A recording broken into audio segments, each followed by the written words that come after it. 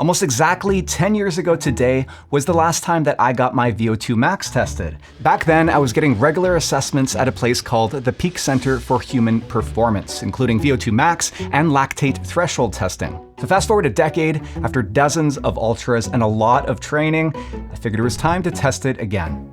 This time, I headed to BioFit Health Lab out in Surrey, BC, and the setup was a little bit different. Instead of using a traditional cart-based gas analyzer, they're using a device from a company called VO₂Master. It's a portable, wireless system that captures real-time breath data through a lightweight mask and smartphone app. It still reports to measure oxygen consumption and ventilation accurately, just with more flexibility. The trade-off, though, is that this test didn't include a direct measurement of lactate threshold, and the protocol is slightly different than what I did 10 years ago. So what exactly is VO₂max?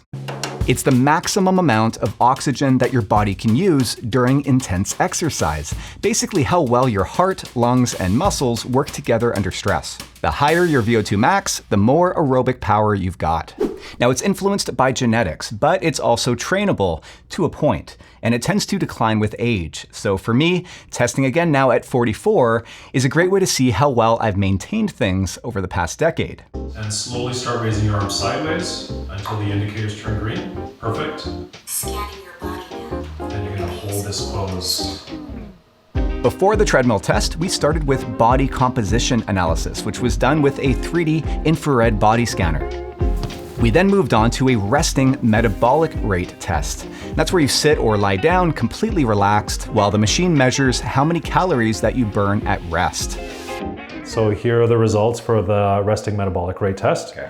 And so that's your baseline number of calories that you burn at rest. Mine came out to just under 2,000 calories per day, which will be helpful when it comes to dialing in my nutrition for recovery or multi-day races and adventures. Then it was time for the main event, the VO₂max test. And just like 10 years ago, it was done on a treadmill with gradually increasing intensity until failure. But there are a few caveats this time. First of all, this was done with completely different equipment in a different lab and with a different protocol.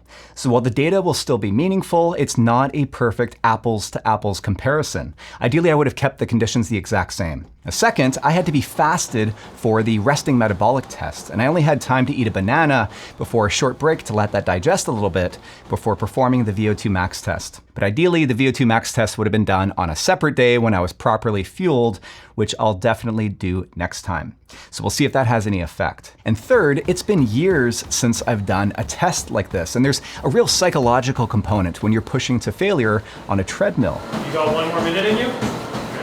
I'd found this years ago as well at the Peak Center, where after repeated tests every 3 to 6 months, I'd actually begin to see slight improvements just in being able to better handle the psychological stress of feeling like you might fall off the treadmill at any moment. 10 years ago, my VO₂max was 71. So what has changed? Okay, here we have your results from your VO₂max test. Okay. Basically hit it out of the park. Nice. Didn't quite break 70 on the VO₂max, so maybe next time. Yeah. So 67.7, you almost got to 18 kilometers an hour. Your max heart rate was 189. Mm-hmm. It's a little lower than it was 10 years ago when I last tested, but that's to be expected, right? 10 years might do that. Yeah. Yeah, and then compared to others, 99th percentile. Yeah. I like it. So even with your foundation of trail running and more like focus on endurance, it definitely you've laid the foundation for the kind of VO₂max pyramid by building that broad base. Honestly, I'll take it. At 44 years old, for it to only have dropped by a few points over the past decade feels like a win. VO₂max naturally declines with age. Some say by about 1% per year after 30. So maintaining a high number like this tells me that consistency matters and that the hard work that I've put in over the years has paid off. Now, to be clear, VO₂max is just one piece of the puzzle. It does not guarantee race results, but it's still a useful benchmark and one that I'll probably measure again soon, this time properly fueled to see if that changes anything. Have you ever had your VO₂max tested? Were you surprised by the results?